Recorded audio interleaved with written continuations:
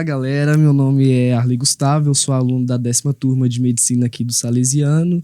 Tô aqui com a galera fera e que hoje nós vamos continuar a discussão, né, que no episódio anterior foi de como identificar vítimas de violência. E agora nós vamos falar mais direcionados aos profissionais da saúde. No último episódio, definimos então 3 palavras: empatia, ética e sigilo.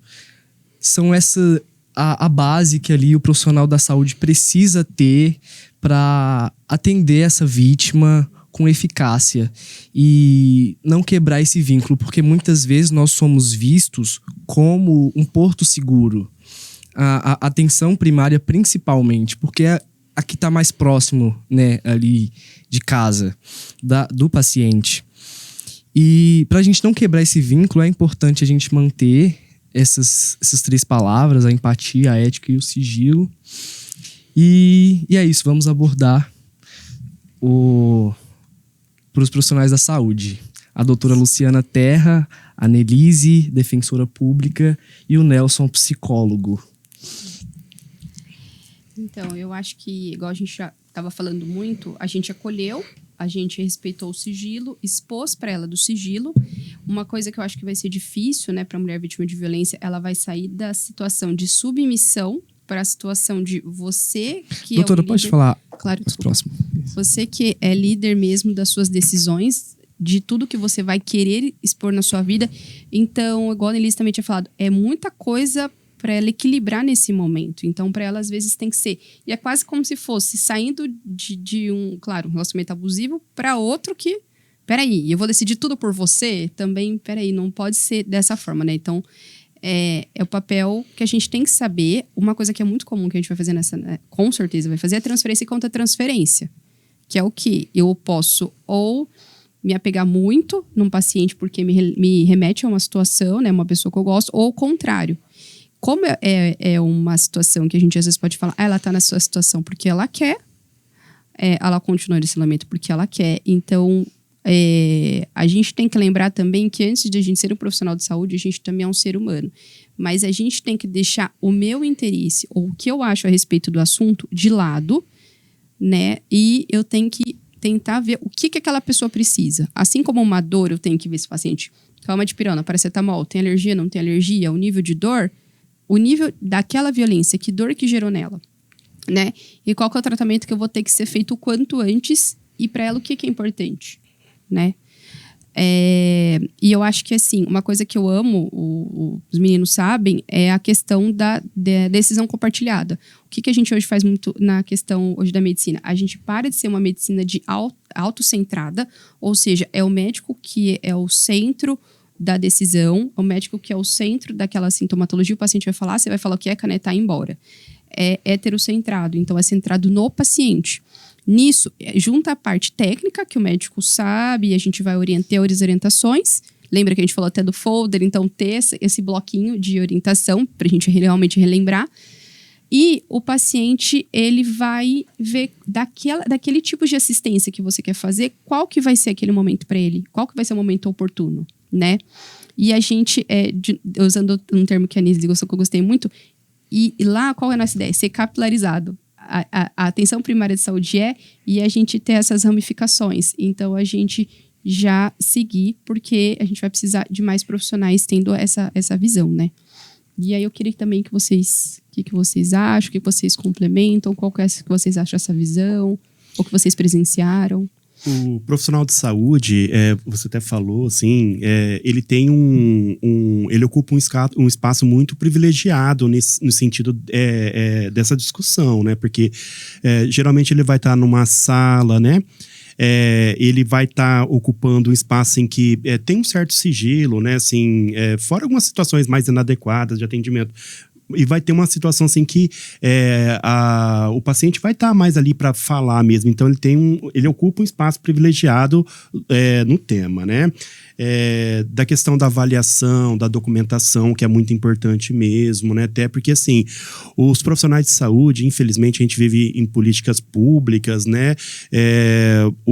por exemplo, a doutora vai estar um dia na UBS, mas pode ser que na outra, já está em outra UBS. Então, é importante estar bem documentado. No sentido, respeitando o sigilo, claro, né? Que o próximo médico, o próximo psicólogo consiga assumir o tratamento e dar continuidade, né? A boa documentação, a partir da escuta, né? Ter essa empatia de fazer os encaminhamentos, né? Claro, se preocupando também para não sobrecarregar a mulher que já está numa situação de estresse muito intenso e às vezes ela sai com 10 encaminhamentos lá de dentro do consultório, né? Você tem que ir no CREAS, no CRAS, você tem que ir no CRM, você tem que ir no MP. Então a pessoa já sai com um conjunto, é quase uma via crucis para ela, né? Alguém que já está em sofrimento. Então, assim, a gente ter esses cuidados mesmo também, né?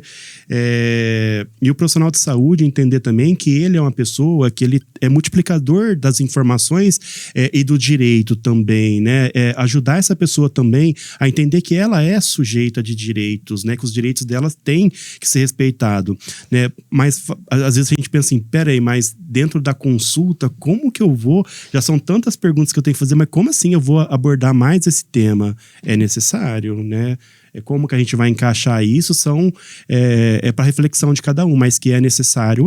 Se a pessoa está sendo violada em um direito, se a gente deixa a pessoa sair da sala da gente, do consultório, sem abordar esse assunto com a pessoa, como que vai ficar a consciência do profissional?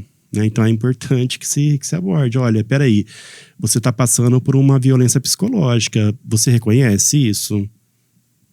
É importante a gente abrir um espaço nessa anamnese, nessa consulta para abordar esse assunto, né? Alguns assuntos são espinhosos, mas são necessários, né? Eu acho que quando a gente começa também a discutir isso, a gente, com a experiência, né? Acho que vão surgindo os sinais de alertas, né? Então, com o tempo, se você está disposto, né, a tratar dessa temática da forma, com a seriedade que ela necessita, a gente, né, vai identificando alguns comportamentos, algumas falas que são indicativos, né, de um pedido de ajuda ali silencioso. Então, é importante ter esse feeling, né? Tem profissionais que não têm, e tudo bem, né? Porque eu acho que cada um tem suas aptidões.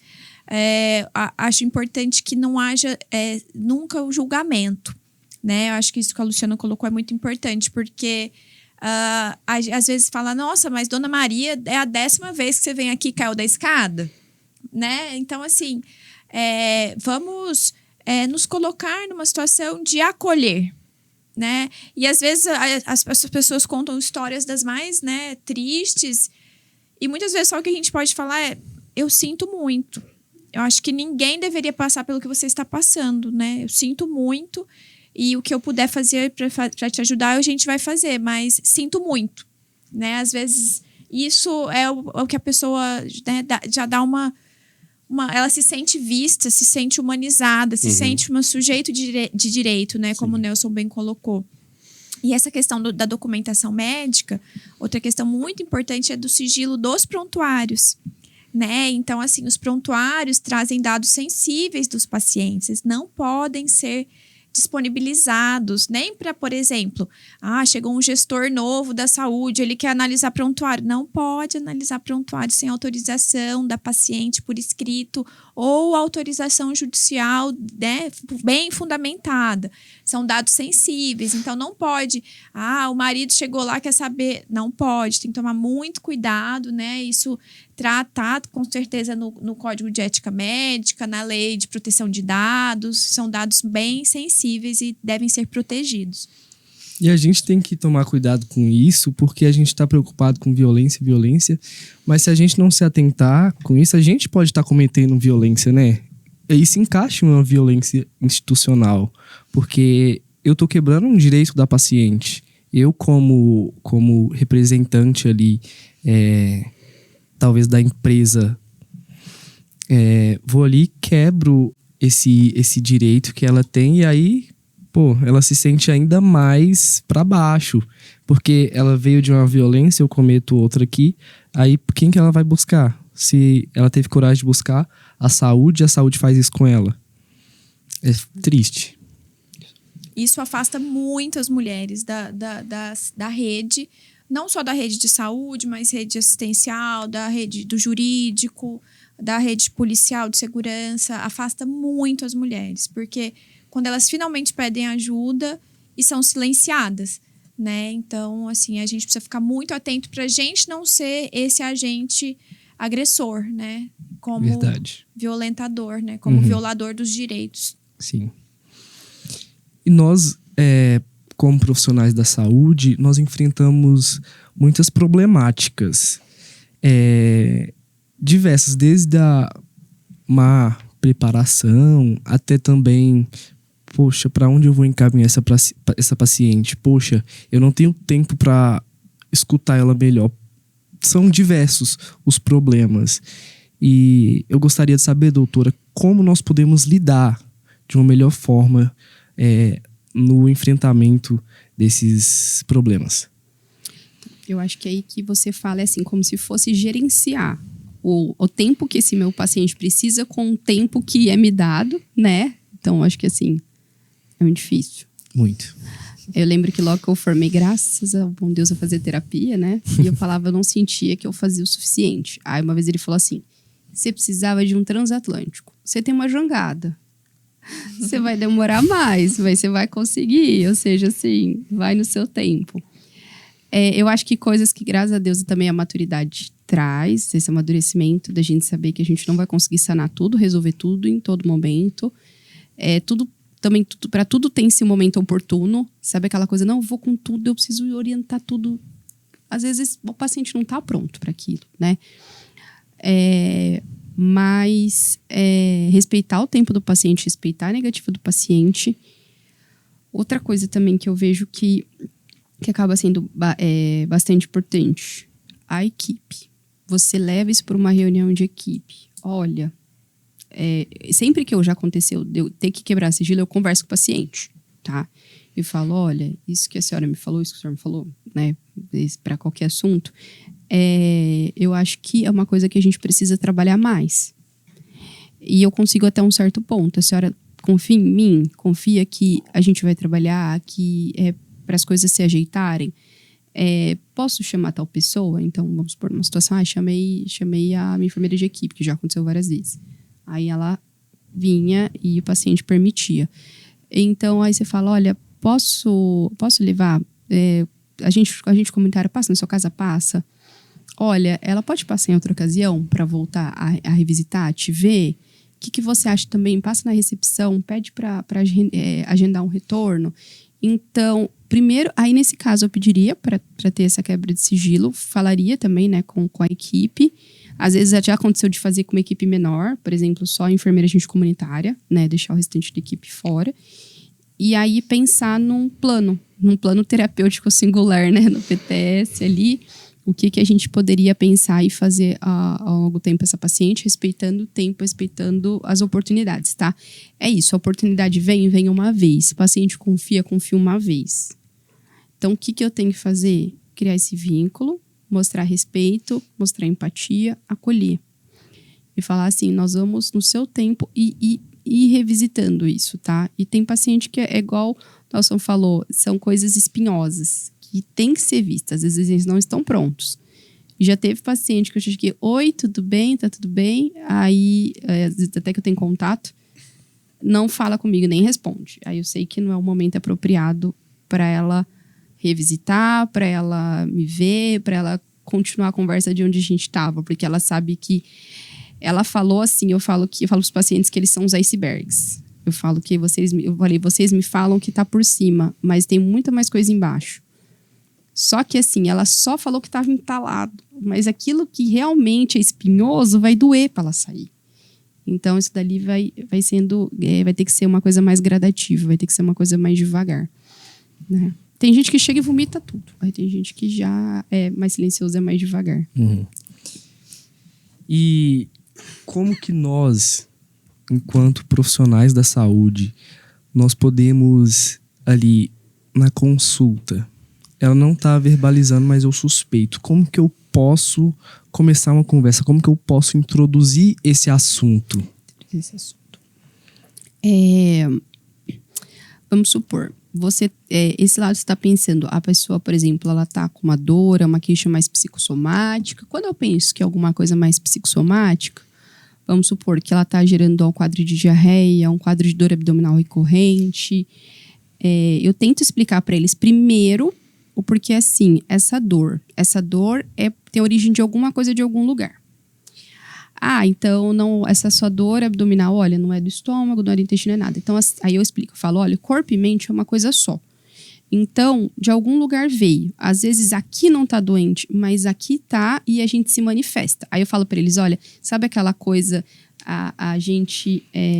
o corpo fala? Eu falo, o corpo fala pela gente. A gente tenta se calar, tem alguns sinais de que a gente tá cansado, que a gente tá fadigado, que a gente tá no nosso limite e a gente não escuta. O corpo fala, que é a sua maneira de te obrigar a parar, porque assim, você não vai parar se tiver diarreia? Você vai ter que parar. Então eu dou às vezes até os outros exemplos para ele.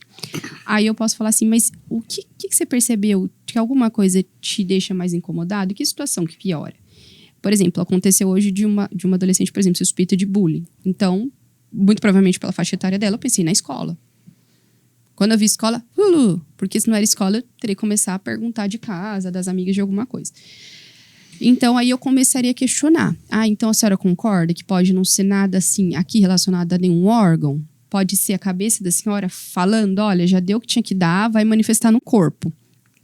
A senhora trabalha? Me conta do seu trabalho. Me conta então, a senhora tem filhos? E com quem que a senhora mora?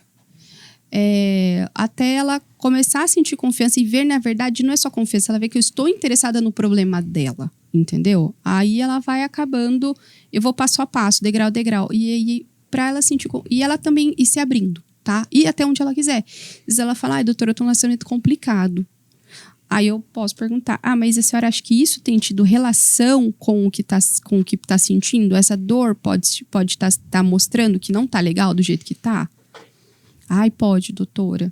Aí eu posso falar para ela, posso perguntar, mas como que é que a senhora falou que não tá legal? Desde quando? E a paciente vai acabando, vai se expressando e vai falando, tá?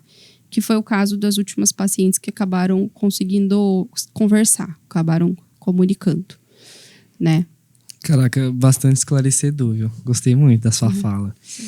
E, assim, nós temos que lembrar ainda que, por mais que a gente pense aqui que a violência, ela é, na maioria das vezes, gerada pelo parceiro dessa mulher, nós ainda temos diversos outros tipos de violência e diversas outras pessoas que cometem.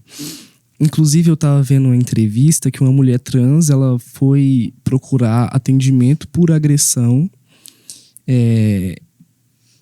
de um cliente. Ela era profissional do sexo e aí sofreu agressão. E assim, obviamente, estaria ali encaixada numa Lei Maria da Penha. E aí o profissional da saúde conversou, com o consenso dela, chamou a polícia, foi lavrado um boletim de ocorrência, só que ao chegar lá no jurídico, foi feito, tipo, como se ela não fosse mulher, sabe? Outro tipo de violência, assim, que, cara, machuca pra caramba. Eu tenho ali uma mulher, ela se declara mulher pra mim, e aí eu vou e coloco ali o nome que ela não se identifica, um gênero que ela não se identifica. Ela acabou de sofrer uma violência física, psíquica ali atrás, e eu chego aqui na frente, em vez de praticar justiça, eu fragilizo ainda mais minha vítima. Eu gostaria de saber, Nelise, qual instrumento que eu tenho para recorrer nesse caso de injustiça, né? Isso foi uma injustiça. A gente tem essa situação das pessoas trans muito grave, né? Em relação às mulheres trans, elas têm bastante dificuldade de buscar ajuda na saúde, na segurança também, por conta disso, né? São muito hostilizadas, são tratadas muito mal, né? Muito pré-julgadas. A gente já teve situações, né? Em audiência, por exemplo, e o juiz não usar o nome social da mulher e tá lá vendo uma mulher e falando, então, seu João, como que foi isso? Né? E aí o promotor, mas e seu João? E não sei o que lá. Gente, eu sou a Bárbara, eu não sou o João, sabe? E isso é uma violência tão grande porque você não tá vendo, né? É uma forma de invisibilização muito grande. A lei, nós temos legislação do estado de São Paulo, eu não sei nem a data, mas deve ter pelo menos uns 15 anos, que obriga ao uso do nome social, independentemente de ter havido mudança do documento. Não é, eu não mudei o documento. Mas não importa, é como a pessoa quer ser chamada, como ela quer ser tratada, né? Em relação a essa questão de, chega na delegacia, foi feito um boletim equivocado. Hoje, por exemplo, a gente pode fazer um pedido de medida protetiva diretamente ao juiz. A gente não precisa passar pela delegacia, né? Então, pode ser com advogado, pode ser através da defensoria pública. A gente faz o pedido diretamente para o juiz. Fala, olha, relata os fatos e faz o pedido. Negou, a gente recorre, né? Porque é um tipo de violência, né? E além da violência física que ela sofreu ali no relacionamento íntimo, houve depois uma violência que foi institucional. Sim, e muito grave, inclusive, né? Muito grave. Nelson, no ponto da psicologia, como eu posso ajudar essa minha vítima, essa minha paciente, seja com terapia, seja com apenas uma conversa ou um acompanhamento mais horizontalizado? Como eu posso tentar tirar ela dessa situação? O médico, como eu falei, né, tem um espaço privilegiado, o profissional de saúde tem um espaço privilegiado. Talvez, o profissional começa a ajudar esse paciente, essa mulher, entendendo que ele não tem que necessariamente dar conta de tudo, né? Que há outros profissionais aí preparados, né? Que sim, o pessoal da psicologia, da psiquiatria, tem outros profissionais que dá para fazer esse encaminhamento, porque muitas vezes esse acompanhamento ele vai ser alongado no tempo, né? E não vai ser uma consulta mensal, né? Por mais que essa fala seja acolhedora, seja muito boa para essa mulher, mas de repente não vai ser suficiente. E às vezes a gente entender que esse acolhimento nosso, por mais importante que seja, ele é não suficiente. E que bom que é não suficiente, porque a gente vai olhar os outros saberes da saúde, os outros saberes, olha, esse cuidado de repente é a enfermagem que vai dar para você. Esse cuidado, olha, eu vou te encaminhar ali para psicologia, vou te encaminhar para psiquiatria, porque de repente é necessário neste momento uma medicação para você dormir melhor, né? Então, entender nossos limites, né? E é claro, quando a gente tá nessas demandas tão complexas e tão difíceis, a nossa tendência é querer abraçar e querer ajudar mesmo, né? E muitas vezes esse ajudar se confunde com solucionar, né? Eu quero solucionar o problema dessa mulher. E às vezes não é tão simples, né? Vai exigir muito tempo. De repente o médico vai fazer encaminhamento para psicologia, e aí quando esse paciente volta daqui 2 meses, pergunta, dona Maria, a senhora foi? Não fui, meu filho, não tive tempo, tal. É um mecanismo de repente ela não teve tempo mesmo, porque as atribuições da mulher é muito pesada, ela tem que fazer inúmeras coisas, mas de repente ela ainda não estava preparada, né? Então, do médico, né, ainda mais os médicos mais jovens, tá consciente, que tem certas limitações, né? Mas sempre tá com esse olhar, opa, aqui eu tenho outros saberes, né? Eu posso encaminhar para psicologia, posso encaminhar para esses outros profissionais que vão dar suporte, que vão auxiliar, né? Perfeito. E a sua fala conversa muito com o que a doutora disse sobre administrar o tempo. Às vezes, nós como médicos podemos ter ali um tempo muito reduzido, mas eu posso tentar, com o Nelson, psicólogo, será que ele consegue um tempo maior com essa minha vítima, com essa minha paciente? Será que eu não consigo que ele consiga ter um acompanhamento mais horizontalizado com essa paciente, mais frequente? E que é muito importante isso, né? às vezes um atendimento mais semanal, né? Aquele paciente que, por ser um atendimento toda semana, o paciente vai criar um vínculo e vai ter mais tempo, né? Às vezes diferente do que o médico vai estar ali na rotina do trabalho, né? Perfeito.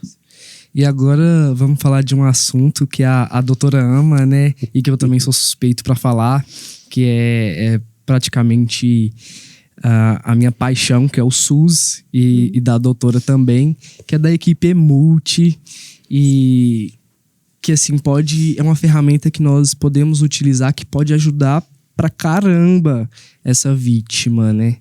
E passo agora a palavra para você, doutora. Agora, né, que a gente falou equipe Emult, mas na verdade a gente vem falando da equipe Emult desde o primeiro episódio, desde o começo, então acho que não dá pra gente não falar sobre atendimento sem essa força-tarefa. Sim. Isso, os meninos que já vão me conhecendo, né, da aula, né, na faculdade, eles sabem que eu falo da importância da equipe como um todo. Eu falo, a gente não é ninguém sozinho, a gente não é ninguém. Eu acho que vem também a parcela dos estudantes, eles têm muito essa visão da importância de todos, né? Eu lembro que na minha formação a importância da gente, do técnico, do enfermeiro, a importância do médico, essa capilarização aí de redes, que agora eu vou usar essa palavra porque eu achei muito chique, essa capilarização entre os profissionais. Inclusive, era uma briga muito grande minha quando vinha alguma gestão e falava, vai ter que diminuir o tempo de reunião. Não, tempo de reunião não vai ter. Não, gente, não dá, porque assim, eu preciso olhar no olho da minha equipe, eu preciso compactuar as coisas com a minha equipe, né? Eu preciso passar coisas, elas precisam me passar coisas. É muito pouco tempo para tanto paciente, para tanta demanda, né? E assim, o que aconteceu, né? Isso eu até vou trazer relato. Quando eu formei em 2015, a equipe Emult era muito completa, né? Na época era o NASF, né? Era muito completa. Cada vez estão tendo mais faltas e cada vez elas estão tendo, eles estão tendo mais papéis em mais unidades e menos tempo. Uma figura que acabou com o tempo, assim, que eu acabei tendo uma proximidade maior, né, a contramão disso foi a odontologia, foi na contramão, né, tendo um contato maior, mas infelizmente a assistente social, a psicologia também, então a nutrição, então era assim, a psicóloga estava afastada, e nutricionista vem cobrir, só nutricionista, só tinha, às vezes tinha reunião que era eu, a fono, e às vezes a físio. Aí a fiso, mas eu falo, mas eu precisava da assistente social, da psicóloga. Aí tinha assistente social foi mandado embora. Falei, e claro que em todas as unidades são extremamente importantes, mas a gente tem algumas unidades, né, que são parcialmente mais importante o trabalho da assistência social. A gente precisava muito. Como eu nunca precisei, eu precisava. E ela tinha um papel fundamental, ela era extremamente proativa e de repente teve desligamento. Aí eu falei, oi? Eu tô sem minha psicóloga. Tinha vez que era eu e a fono. Minha enfermeira falava, olha, Lu, desculpa, tá tendo lotação. Pra que vai ter reunião? Então, assim, eu não sei o que foi tendo, que foi ladeira abaixo, que antes eu tinha formação até a farmacêutica, então a gente tinha muitos planos para os pacientes, a gente tinha grupos, né? E, de repente, eu sei que a desculpa vai ser, mas foi o Covid. Mas era o Covid. Não era o Covid.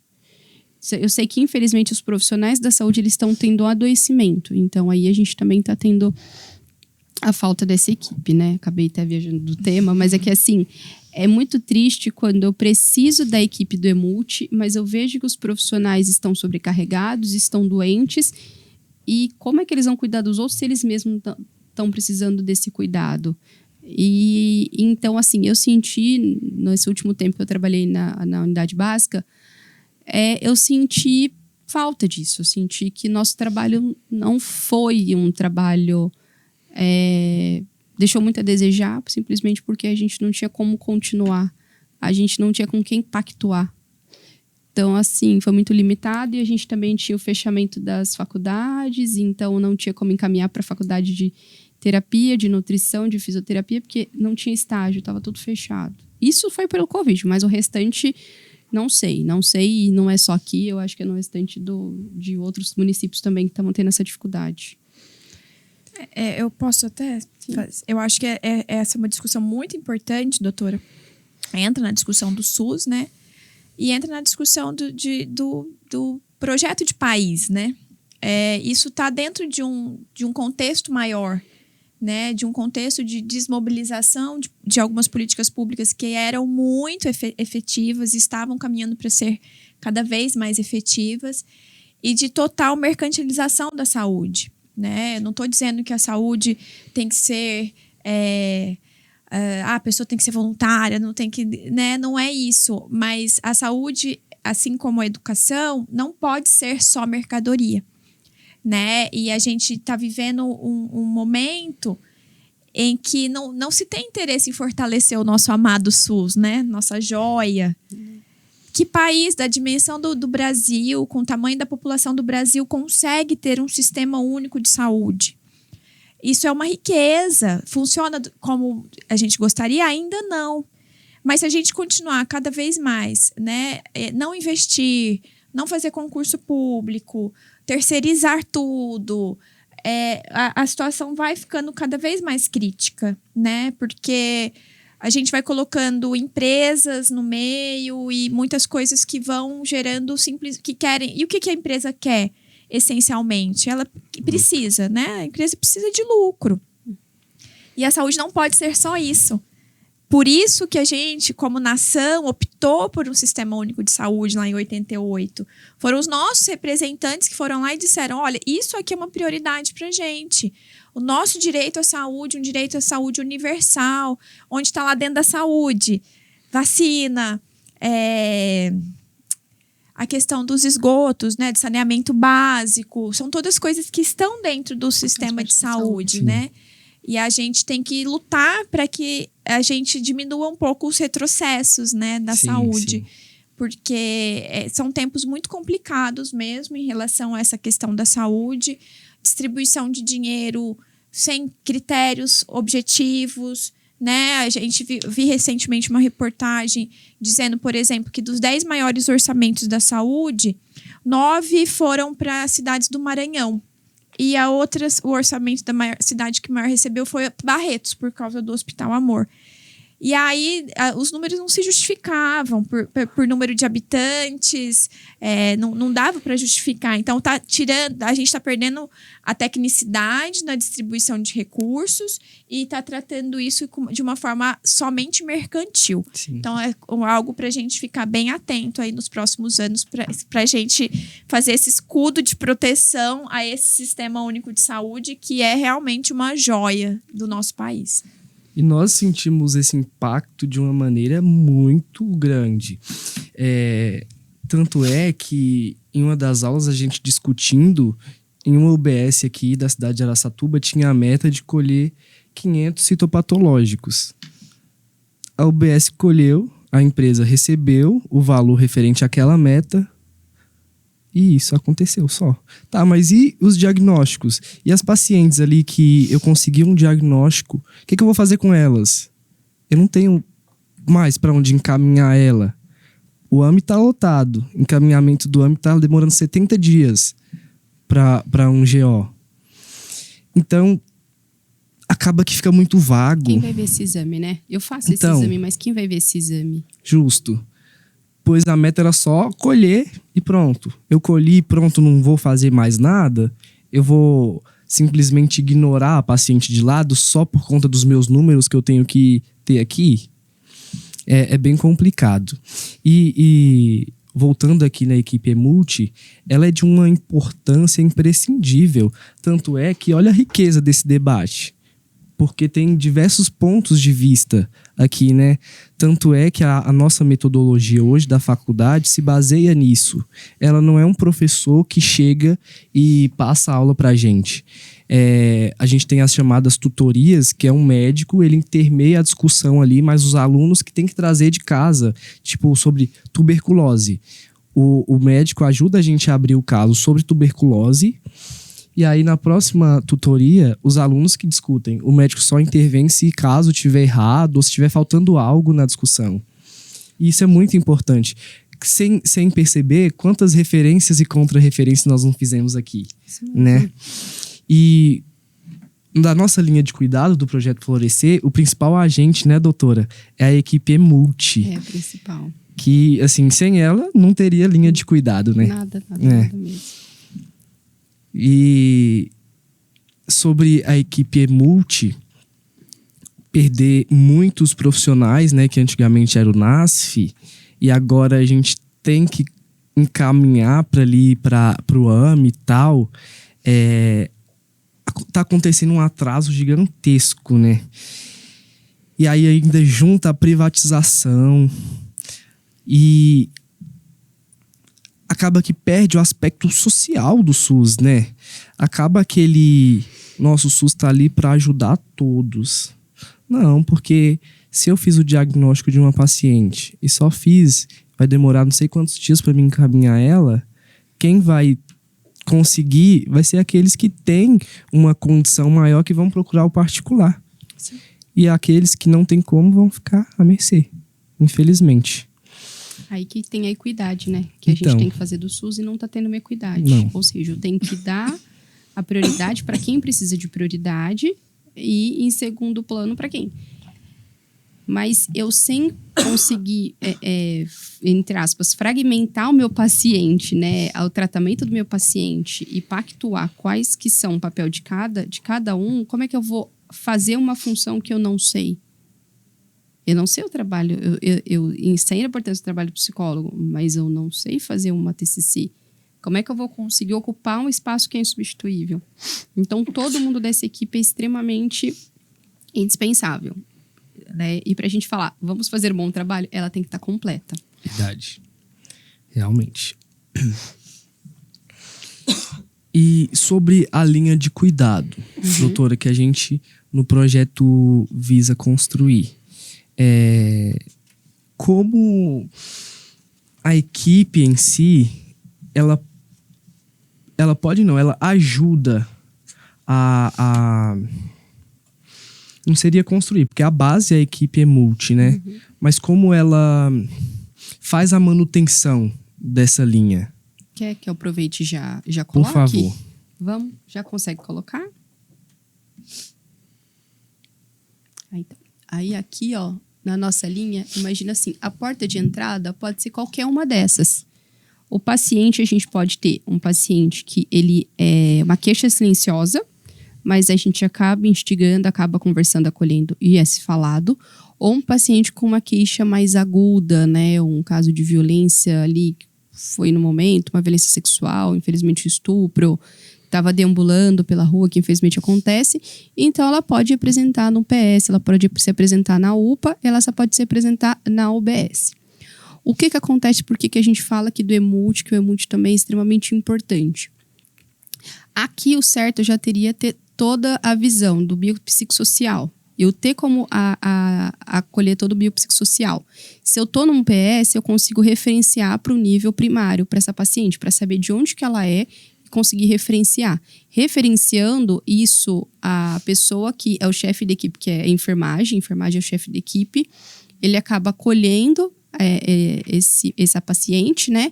E acaba colocando na demanda da reunião da equipe. Então, olha, recebemos um caso da paciente tal, já era vítima de violência ou foi vítima de violência abruptamente, assim. Fulana, você é da casa dela, a gente comentário, olha, então você vai ficar responsável por isso. Olha, a próxima reunião também de Emult tem casos que, infelizmente, era a cada 15 dias, né, que não deveria ser, mas quando era um caso muito necessário, já acontecia entre elas passando, sempre era um pessoal que estava muito aberto a sempre tentar ajudar.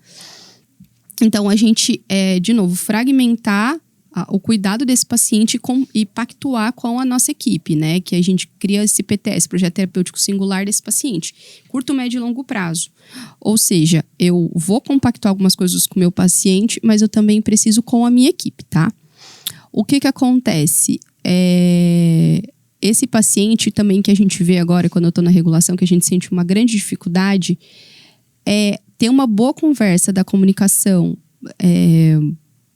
do nível primário para o secundário, e quando o secundário volta para o primário, não tem uma contra-referência. Ou seja, não tem nada especificado explicando. Então, acho que na hora da gente formar essa linha de cuidado, a gente deixar como obrigatoriedade alguns documentos que eu deveria saber. Tá, minha paciente foi, qual que foi o cuidado? Ah, foi uma paciente pós-aborto legal, tá? Quando que foi feito? Quais os cuidados que tem que ter? Se ela vai ter uma nova reconsulta, se ela vai ter uma consulta, né? Um retorno ainda nesse hospital, né? E a gente saber que as outras unidades também estão capacitadas, tá? Porque a ideia da linha de cuidado é isso. A gente tem as situações do CAPS, que inclusive eu acabei esquecendo de comentar no outro episódio, mas assim, além dos sintomas psicossomáticos, é muito comum as pacientes desenvolverem abuso de álcool e droga devido à violência, né? Então, às vezes essa paciente ela vai ter que ter um acompanhamento aqui, o CREA e o CRAS, e também lembrar da importância do Poder Judicial. O boletim de ocorrência, igual a Annelise falou, pode ser feito ou não pode ser feito, né? A parte do acolhimento, a gente já falou, notificação compulsória é obrigatório, tem, né, uma lei que obriga a notificação nossa. E uma outra coisa, eu preciso acolher e preciso orientar minha paciente. Se eu não acolher e não orientar, isso não é problema meu, isso o médico responde, né, responde judicialmente por isso, tá? Aqui depois a gente vai abordar no próximo episódio sobre todo aquele cuidado da profilaxia de exposições às doenças, tá? Mas uma coisa que eu acho extremamente importante é aqui, ó. Peraí. Cadê? Aqui, ó. Quando a gente tem algumas atribuições dos serviços disponíveis, né? Isso daqui é a importância da equipe como um todo, que seria tanto a parte do judiciário, mas a parte da equipe. Então, assim, a gente comunitária passar. Esse agressor tá passando? Tem a medida protetiva? Porque eu já tive pacientes que tiveram medida protetiva e falaram, doutor, aquele pedaço de papel não me protege nada. Porque ele continua passando, passa com capacete, passa de moto, passa devagar, fica me olhando. Ele tá respeitando a distância, mas ele já tá me colocando medo. E o que eu vou fazer quando eu vier perto? Vou mostrar esse pedaço de papel? Então, assim, tá sempre passando e para ela tá sentindo um pouco mais de segurança. E de preferência, quando eles comentou um caso, não consegue ir para uma outra residência, um outro lugar, né?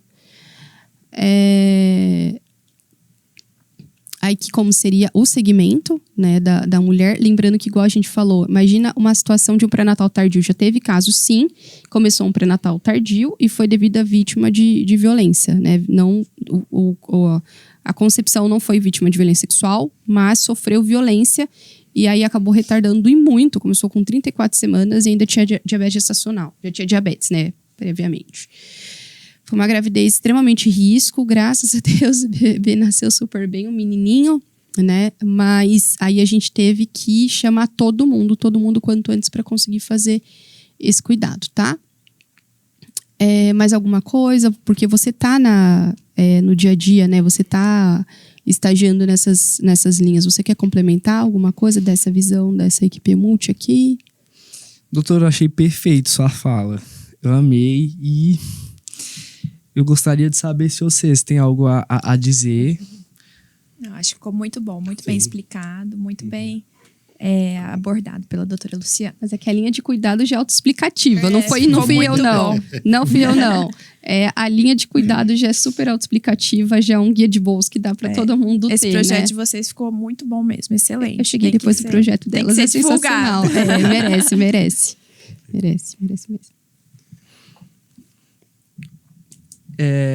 Vamos finalizar, então.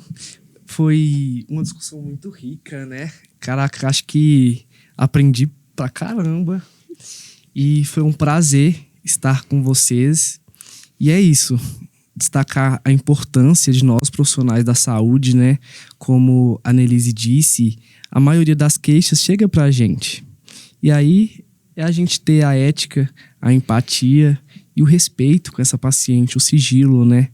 Garantir, segurar os direitos dela, respeitá-la e vê-la como um todo, né? Porque ela é um ser holístico. E é isso. Muito obrigado, gente. Obrigada.